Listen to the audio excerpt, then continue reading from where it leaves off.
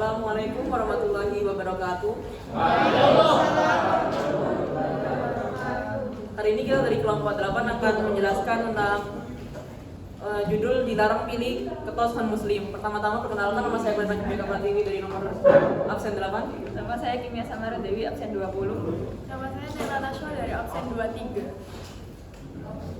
Jadi pertama-tama seperti yang kita ketahui, Indonesia merupakan negara yang penuh keberagaman, entah itu ada bahasa, suku, budaya ataupun agama. Tapi ternyata di semua perbedaan itu gak semuanya tuh mau menerima. Masih saja ada kasus yang kita sebut sebagai rasisme yang masih terjadi hingga sekarang. Dan walaupun rasisme itu sendiri kadang dimulai dari hal kecil, itu bisa memberikan dampak yang besar ke depannya seperti peperangan dan juga permusuhan dan lain-lain. Oleh karena itu, supaya kita akan lebih paham tentang rasisme, kita akan membahas salah satu konflik rasisme yang terjadi di kehidupan kita yang kita bagi judul ini, dilarang pilih ketua muslim, dengan harapan semoga kita bisa lebih paham tentang rasisme dan segera menghindarinya. Lalu untuk kronologinya bisa dijelaskan oleh Mbak Kimia. Jadi saya akan menjelaskan kronologinya. Jadi peristiwa ini itu terjadi pada tanggal 27 Agustus 2020 silam. Tepatnya di grup Rohis 58 yang berisi 44 anggota yang saat itu sekolahnya itu mau mengadain pemilihan ketua OSIS. Nah, TS yang merupakan guru agama di SMA 58 Jakarta ini mengirimkan suatu pesan berisi diskriminasi terhadap suatu agama ke grup itu. Isi pesannya itu, Assalamualaikum, hati-hati memilih paslon nomor 1 dan 2, calon non-muslim. Jadi tetap walau bagaimana kita mayoritas, jadi harus memilih ketua yang sakinah dengan kita. Nah, awalnya pesan ini tuh cuma diketahui sama anggota grupnya itu, tapi suatu saat itu ada salah satu anggota yang ngirimin screenshotan pesan ini ke salah satu temannya yang non-muslim. Akhirnya pesan ini tuh kayak terus nyebar sampai satu sekolah tahu tentang isi pesan ini. Nah, terus itu ada satu anak yang kayak nggak setuju sama isi pesan ini. Akhirnya anak itu tuh membuat cuitan di Twitter mengenai ketidaksetujuannya tentang pesan ini ke khalayak ramai gitu. Dan akhirnya cuitannya anak itu tuh viral. Dan terus si TS ini akhirnya dilaporkan ke pihak yang berwenang gitu. Nah, terus sebagai bentuk penyesalannya, si TS ini bikin video permintaan maaf yang dikirim ke satu sekolah itu. Isi di videonya itu si TS itu sempat bilang, saya tidak bermaksud bersikap intoleran, saya hanya ingin mendukung. TS juga membuat surat permintaan maaf yang ditandatangani di atas kertas materai 6.000. Tapi emang bikin video permintaan maaf sama surat permintaan maaf apa cukup gitu. Akhirnya Dinas Pendidikan DKI Jakarta, bahkan Wakil Gubernur DKI Jakarta itu sampai turun tangan buat nyelesain masalah ini. Ahmad Riza Patria itu berkomentar mengenai pemilihan ketua OSIS di SMA 58 ini yang dinilai bersifat rasialis terhadap salah satu agama. Wakil Gubernurnya ini komentar kayak gini, memang salah, tidak boleh suatu pendidik apalagi guru mengatur intervensi soal pilihan ketua OSIS. Namun yang bersangkutan sudah menyadari bahwa itu suatu perbuatan yang salah dan sudah minta maaf. Kemudian akan diselesaikan secara kekeluargaan.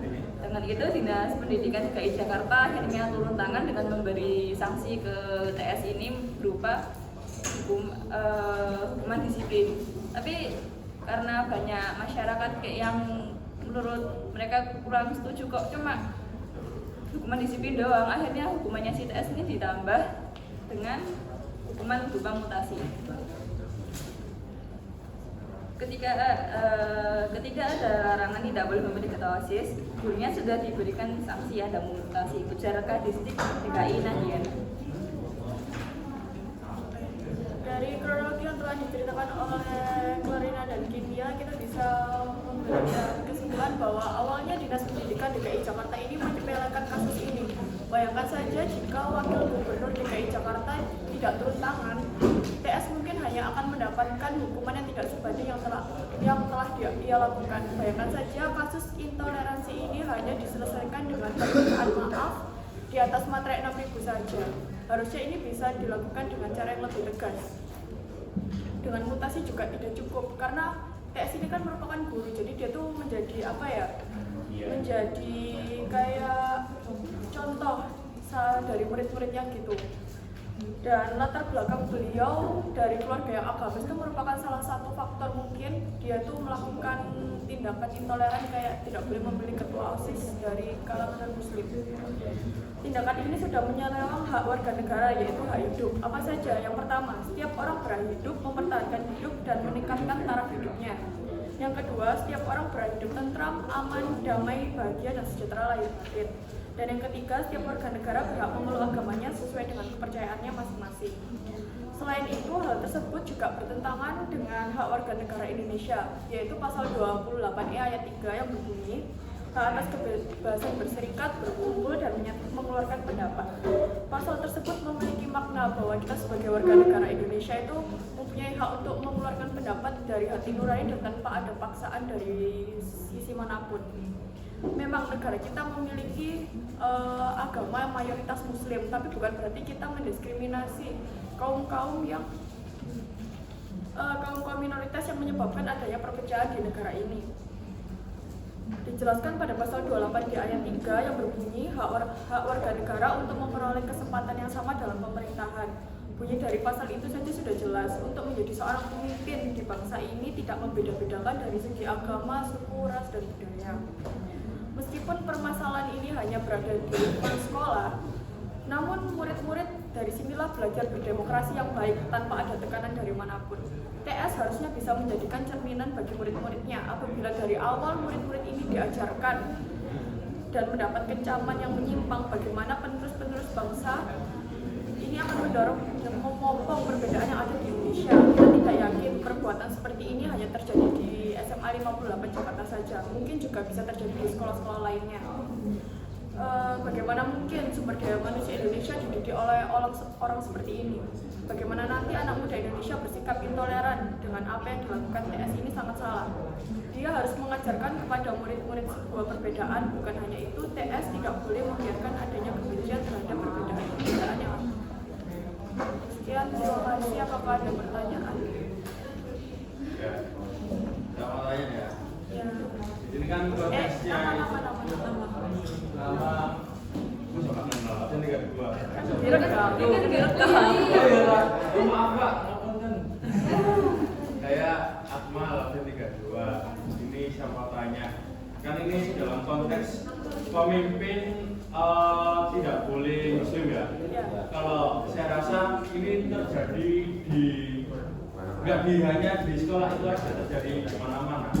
Baik di pemerintahan, kayak misalnya ketua, gubernur, pokoknya kepala-kepala pasti kebanyakan mayoritas muslim lah.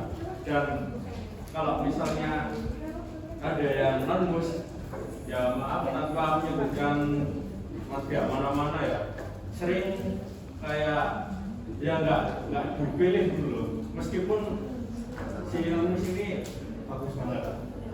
Itu karena kan ini pandangan dari masyarakat Indonesia yang mengharuskan pemimpin ini kalau bisa kita mayoritas Islam, ngapain kok dipimpin sama minoritas itu?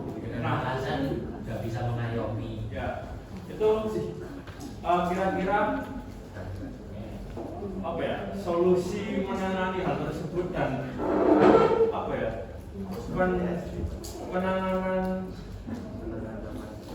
biar menghapus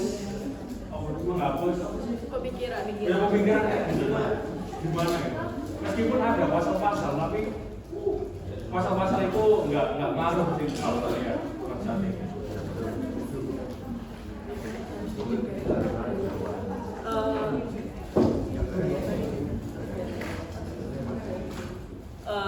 Untuk menjawab pertanyaan Mas Akmal ya, seperti yang tadi sudah saya jelaskan di awal di latar belakang, kita itu sudah diberi didikan sejak kecil, pemikiran sejak kecil. Jadi oleh karena itu pemikiran itu yang membuat kita bisa tumbuh sampai sekarang. Jadi untuk mengurangi pemikiran di mana mayoritas itu harus lebih menang daripada minoritas, kita itu harus diajarkan sejak kita kecil. Gak bisa yang namanya pemikiran tuh diubah sekejap mata, dalam kehidupan mati tiba-tiba berubah. Kita tuh harus membentuk pemikiran itu sendiri dari orang-orang sekitar kita ataupun dari kita sendiri. Mungkin gak sebesar apa ya, dampaknya gak sebesar itu yang untuk sekarang, tapi untuk kedepannya saya yakin kalau dilakukan terus-menerus pasti bisa mengubah seluruh pikiran semua masyarakat Indonesia. Yakinnya rasisme itu akan hilang sepenuhnya. Apakah ada pertanyaan yang lain? Ya, sebutin nama sama nomor absen. Saya Alia, nomor 5, mau tanya. Nah, menurut kalian apakah konsekuensi yang diberikan kepada GS itu sudah bisa menjamin bahwa beliau itu nggak akan melakukan kesalahan lagi? Menurut kita sih nggak menjamin ya, karena sudah dijelaskan tadi kayak latar belakang kayak sini kan dari keluarga agamis. Kayak mungkin bisa aja dia di lingkungan yang baru, dia cuma dimutasi ke sekolah yang lainnya, mungkin saja dia kayak bisa melakukan hal itu lagi. Kayak gak mungkin, gak akan apa ya, gak akan ulang itu kayaknya rada gak mungkin karena sudah jadi apa ya, sudah jadi kebiasaan. Dan menurut saya sih dengan mutasi tasnya nggak cukup ya, dan perminta maaf, harusnya tuh dia juga dicopot jabatannya dan nggak boleh ngajar lagi. Soalnya itu udah apa ya, dari bibit sekecil itu aja bisa membuat perpecahan.